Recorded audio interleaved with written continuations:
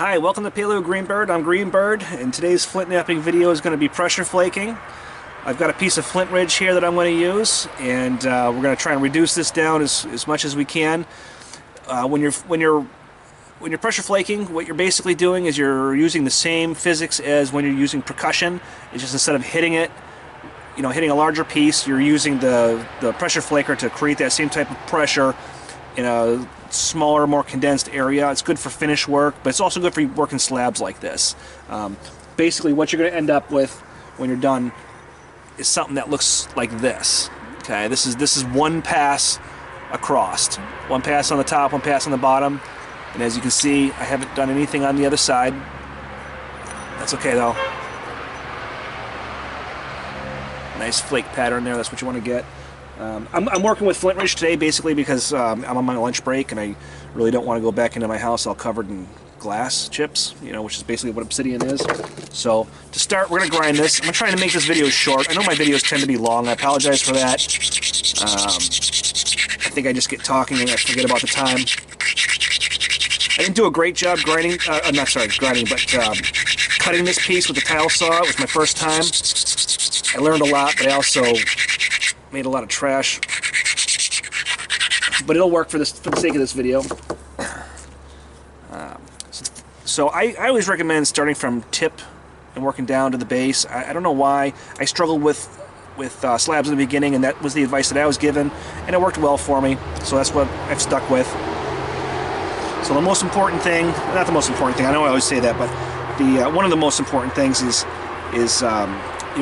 the form. So not only are you using your hand for this, but you're also using your leg. And I always wanted to use my thumb when I first started, and I still do find myself using my thumb because you feel like you get more control, but you really do get a better flake if you just, in my opinion, if you just grip it, right around and then squeeze with your leg.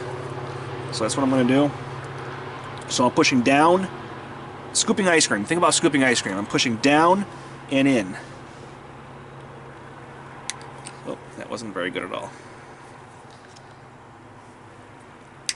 There we go. That sounded a little bit better. So I don't know if you can see that on the tip there, but we got a little flake off. Now another thing that I've learned is that it's natural, and you want to go right as close as you can and just keep chipping away. Give it a little bit of space. Leave that ridge there. I'll tell you why in a second. So what I like to do is I like to line up the platform or the ridge that I just created. I push that just a little bit over my pad. Oh yeah, that was a bad flake. Oh no, that wasn't bad. I was looking at the other side. So what that does is that gives you a little bit of leeway if you need to come back and clean up that tip right up here. This flake here was already there when I started. That was just a chip. It got chipped in the box. So so that gives you another ridge. I'm going to skip that part right there just because there is a chip out of the stone there. So I'm going to skip. But instead of hitting right on that ridge right there, that's very tempting to do, I'm going to give a little bit of space. And what that space does is not only strengthen those ridges, but it also allows you a little bit of ability to correct if you get what's called an island. If your flake doesn't travel all the way across that stone, and I'm sure with this flint ridge I'll have an example of that. This is a lot more difficult to work than the obsidian is, and to be honest with you, this is the second or third slab of flint ridge that I've used. Okay, so you can probably see the flake travel across there. And you're just going to keep doing that. You can probably see the zigzag that's forming. Down and in. I'm using a lot of my wrist. I shouldn't be doing that. I should be squeezing my leg more. If you do this too much and you use your wrist too much, it will start to give you negative effects health-wise. That's why you'll see a lot of people tend to, you'll see a lot of people out there that use, indirect, or they use, I forget what they're called, but they're basically, you set them on your lap. They're a little mechanical device that basically produces indirect percussion. Okay, so right there you can see I didn't travel quite as far as I would have liked, but because I left that little space there, that big ridge right there, I'll be able to clean that up. As long as I can get a good pass that time. If you screw that one up, yeah, then you're probably going to have an island in there. But this is so thick. This stone is so thick. I have plenty of time to reduce it, so I'm not too concerned. Yeah, and my flakes are traveling a little shallow, so I'm going to try and do more inward pressure, or downward rather, before I do the scooping. That helped a little bit, but I don't like to edit my videos, so whether this comes out good or not, if I struggle with it too much, I'll just switch over to the obsidian. I'll show you on that. Backtrack up top here.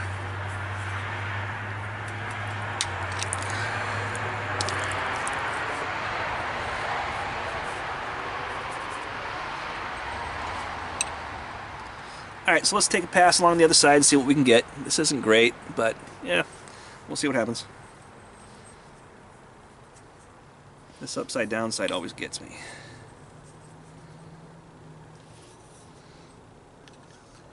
I always end up putting a flake right into my finger. So I think what I'm going to do is I'm going to abrade a little more.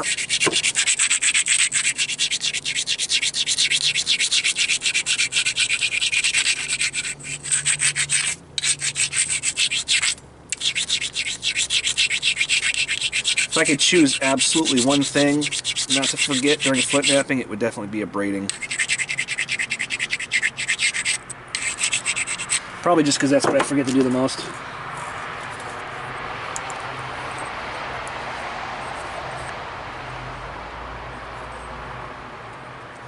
Let's try that.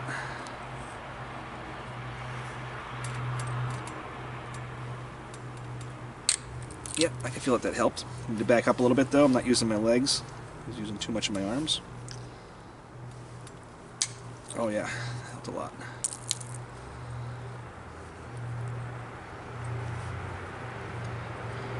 When I'm supporting this, you want to be careful you're not putting too much pressure in that middle spot, because if you do, once you start to get, there's a bug on my thing. Once you start to get down thin, you'll snap it right in half. So I always tell people, if you've ever played guitar, think of bar chord. Support it as best you can on the edges, the parts that have the support, and then just gently put your middle finger down in there. And when you're taking off your flake, be cognizant not to push too hard on that middle finger, or you will break it. Especially if you're using a softer stone like an obsidian. Okay, so I'm getting better flakes on this side already, I can tell. I should have practiced a little bit before I did this video.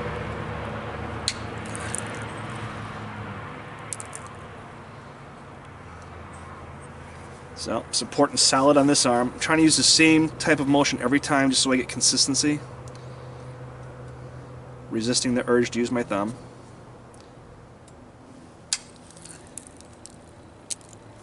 You can kind of see the flake in there. I'd like to get longer ones, but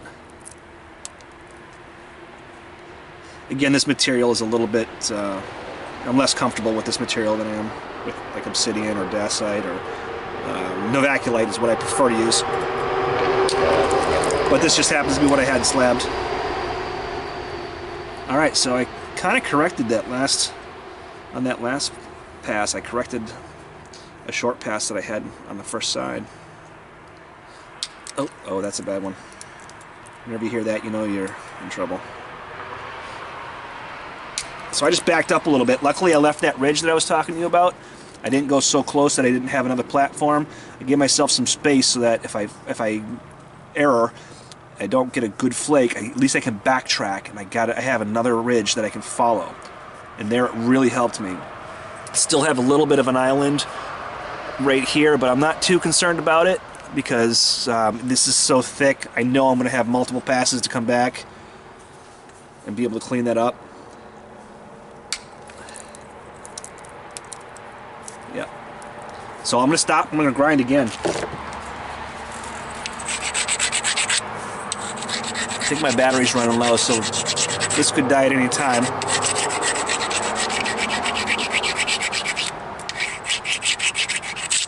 I'll show you what we got so far, just in case. So you can see a little bit of a flake pattern starting. Still gotta do down here.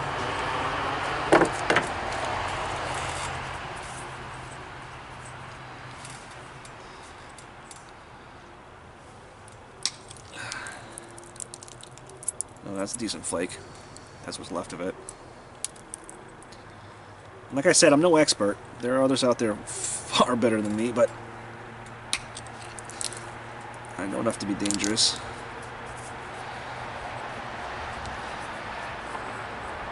It's just a matter of positioning it. You know, once you start to get towards the bottom of it, you'll find that there are times when it becomes a little bit more difficult to keep it supported and comfortable. Just do whatever you have to do. There's no hard and fast rules for that.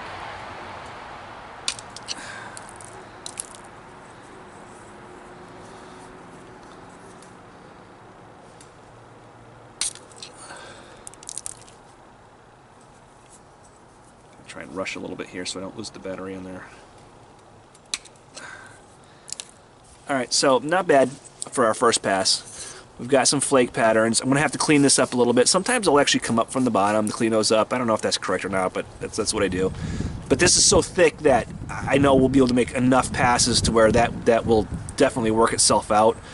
But hopefully you can see we're starting to create those flake patterns. So I'm going to stop this video here. I said I wanted to try and make it short. This isn't one of those start to finish points, but hopefully this gives you a little bit of an idea for pressure flake. And so remember, you're scooping down and in, down and in. If your flake is traveling too short, then that means that you're probably digging in a little too deep. Come up a little closer to the surface, push down and pull out, and you'll hear the noises, you'll feel it, you'll know when you're doing it right. I'm self-taught. I've never had anybody sit down and nap with me, so basically this is what I've learned throughout the last year and a half or so, 2 years. Even though I only get to nap about 2 months out of the year, it's one of the most enjoyable primitive living skills that I've tried. So I really enjoy doing it as much as I can. So hope you enjoyed. If you have any comments, please be sure to do so. If you have any advice for me, that's great too. I hope to come back. I'll finish this on another video once I charge my battery. So Paleo Greenbeard signing out. I hope you had a good time. And if you like it, share, subscribe, and throw some questions at me. Take care.